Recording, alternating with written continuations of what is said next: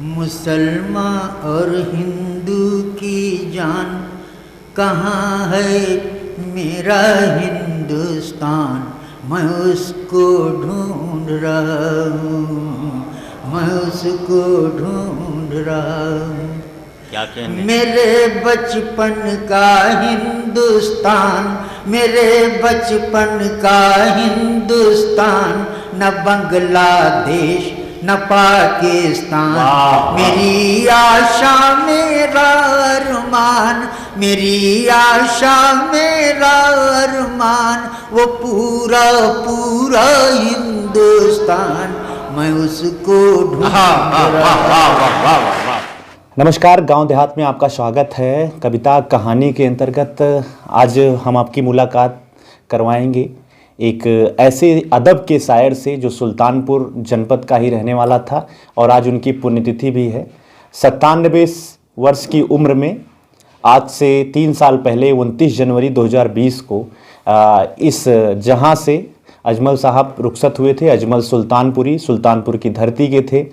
1923 में सुल्तानपुर जनपद के ही कुड़वार ब्लॉक के अंतर्गत हरकपुर गांव में उनका जन्म हुआ था और कुछ सामाजिक कुरीतियां थी जिसका अजमल ने विरोध किया था और उसी विरोध के चलते 1967 में वो सुल्तानपुर के कुड़वार यानी कि अपने हरकपुर गांव को छोड़कर सुल्तानपुर में आके बस गए थे। उसके बाद से वो हमेशा यहीं के रहे। यहाँ से वो मुंबई गए, अलग अलग देशों में जाके उन्होंने शायरी की और विश्वविख्यात शायर के नाम से अजमल सुल्तानपुरी के नाम से वो प्रसिद्ध हुए थे। तो उनके साथ जो है उस दौर में क्या कुछ कविताओं के माध्यम से, शायरी के माध्यम से क्या कुछ चर्चाएं होती थी। हमारे साथ सुल्तानपुर जनपद के ही वरिष्ठ कवि डॉक्टर DM मिश्रा जी हैं। सबसे पहले तो सर आपका स्वागत है। बहुत बहुत धन्यवाद। आज ही जो है सुबह से हम लोग प्रयास कर रहे थे कि किनके साथ उनका एक अच्छा संस्मरण रहा है उनसे मुलाकात किया जाए। उसी सिलसिले में डॉक्टर साहब के पास हम लोग पहुंचे हैं। सबसे पहले तो सर आपका स्वागत है। मेरे लिए आज का ये बहुत भावुक क्षण है। 35 साल हमारा उनका साथ रहा है। इस घर पर हमारे उन्होंने कम से कम 2500 नशिस्तें किया है।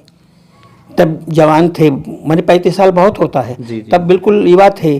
और एक बहुत बड़ा कवि सम्मेलन जब 2002 में हुआ था यहाँ पर MGS उसमें, तो उनकी अध्यक्षता में हम लोगों ने किया था। बहुत बड़ा कवि सम्मेलन हुआ था। तो अजमल साहब के साथ तो उनसे हमने बहुत बारीकियां सीखी है। बल्कि वो ये कहा करते थे कि मेरा पूरा नाम डिंगुरमल है, तो कहते थे कि जब डिंगुरमल और अजमल मिल जाए तो मलमल हो जाता है। क्या बात है।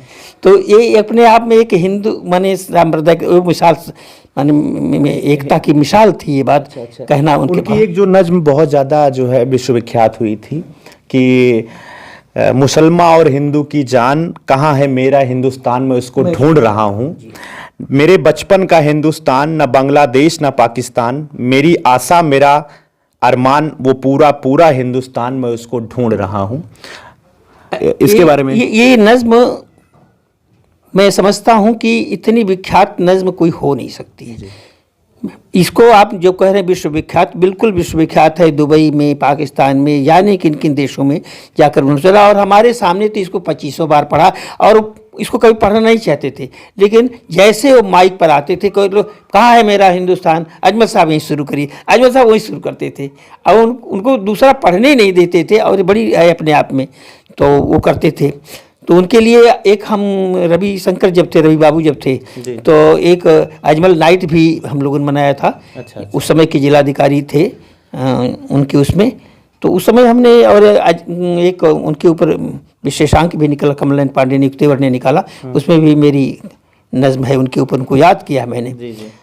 तो उस 4 पंक्तियां मैं बताता हूँ कि जैसे कोई पुण्य आत्मा गंगा जल को समझे, जैसे कोई पुण्य आत्मा गंगा जल को समझे, जैसे कोई ताल तलैया झील कमल को समझे, जैसे कोई आने वाले अपने कल को समझे, वैसे कोई दिल वाला हो तो अजमल को समझे। अजमल प्रेम के शायर थे, प्यार के शायर थे।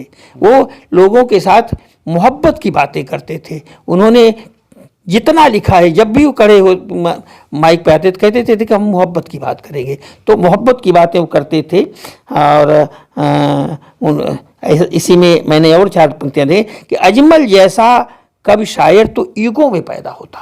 अजमल जैसा कवि शायर तो युगों में पैदा होता, भाव भूमि पर जो शब्दों के बीज अनोखे बोता, भाव भूमि पर जो शब्दों के बीज अनोखे बोता।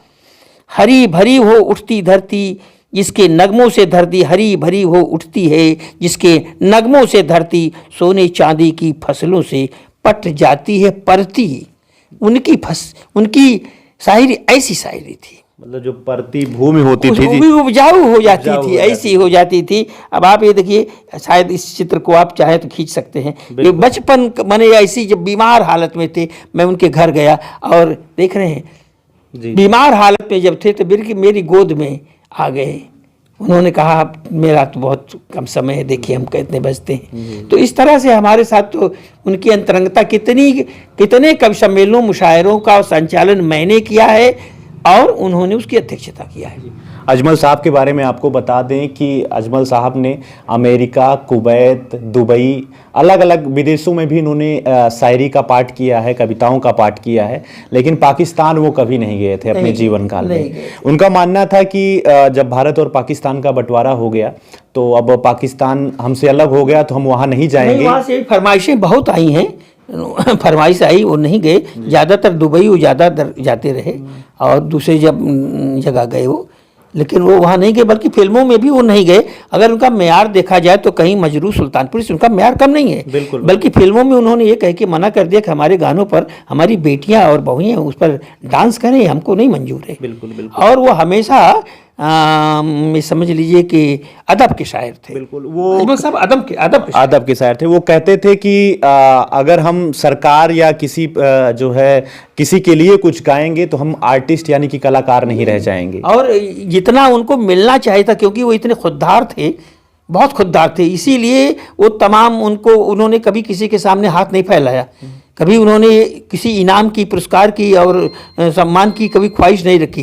यद्यपि उनको लाइफ अचीवमेंट अवार्ड अभी अखिलेश का जब सरकार थे तब उनको अखिलेश का सरकार में मिला था, हाँ, लेकिन वो भी अपने आप मिला, बल्कि गए भी नहीं थे। ठीक तो ये है। अजमल सुल्तानपुरी आज से 3 साल पहले 29 जनवरी 2020 को इस जहाँ से रुखसत हुए थे। अब कह सकते हैं कि अब जीवन काल में मैंने ज़्यादा उनको सुना पढ़ा, लेकिन कभी मिल नहीं पाए थे। अंतिम बार जनाजे में हम भी शरीक हुए थे और बहुत ही भावुक क्षण था वो सुल्तानपुर के लिए, समस्त उर्दू जहाँ के लिए, शायरी की जहाँ के लिए, कविता, कहानी और हिंदी साहित्य को पढ़ने वालों के लिए। तो आज उनके तीसरी पुण्यतिथि पर हम लोग प्रयास कर रहे हैं कि आप तक कुछ उनकी रचनाएं, कुछ कविताएं, उनके संस्मरण, उनके साथ के रचनाकारों से आपकी बात करवाएं, मुलाकात करवाएं। उस कड़ी में आज हमारे साथ डॉक्टर DM मिश्रा जी थे। उनका बहुत बहुत धन्यवाद सर, आपने समय दिया। मैं अजमल सुल्तानपुरी साहब, जो हमारे दादा अब इस दुनिया में नहीं रहे, मैं उनका पोता तारिक अजमली, उन्हीं के नाम से मैं भी जाना और पहचाना जाता हूँ। आज से तकरीबन 3 साल हो गया।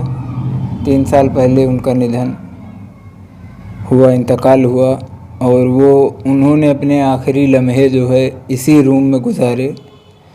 वो इसी जगह पे लेटते थे, इसलिए हम लोगों ने इसको पूरा स्टडी रूम ही बना दिया है। सिर्फ यहाँ पढ़ने लिखने का काम और बैठ के हम लोग बातचीत ही करते हैं बस। तो कुछ आपको ऐसा लगा उनकी शायरी के बारे में, उनकी कृतियों के बारे में, कुछ ऐसा अनुभव आप साझा करना चाहेंगे? उनकी शायरी, उनका मेयार तो वो है कि हम जैसे लोग तो वहाँ तक पहुँच ही नहीं सकते। वो इतनी गहराई की बातें उनकी जो है, हम जैसे तालिबे इल्म बहुत, हम अपने आप को उस स्तर तक ले ही नहीं जा सकते कि हम उनकी उन गहराइयों में घुस सकें। वो उनकी लेखनी जो है, जो उन्होंने लिखा, वो समझ लीजिए एक समंदर की तरह है। उसमें जितना भी आप डूबते जाएं कम ही है, वहाँ तक पहुँच ही नहीं सकते हम लोग। बस इसी तरह से है। जी। तो हम लोग अजमल सुल्तानपुरी साहब के सुल्तानपुर के खैराबाद स्थित घर पे हैं। इन्होंने जैसा कि बताया कि इसी कमरे में उन्होंने अपनी अंतिम सांसें ली थी और इस कक्ष को जो है स्टडी रूम में, जैसा कि ये बता रहे हैं, बना दिया गया है। तो बहुत सारी यादें उनकी सुल्तानपुर से जुड़ी थी और सुल्तानपुर शहर को, इस ज़िले को उन्होंने वैश्विक स्तर पे पहचान दिलाई शायरी की दुनिया में, और इसी शहर के नाम से वो जाने गए, अजमल सुल्तानपुरी। धन्यवाद।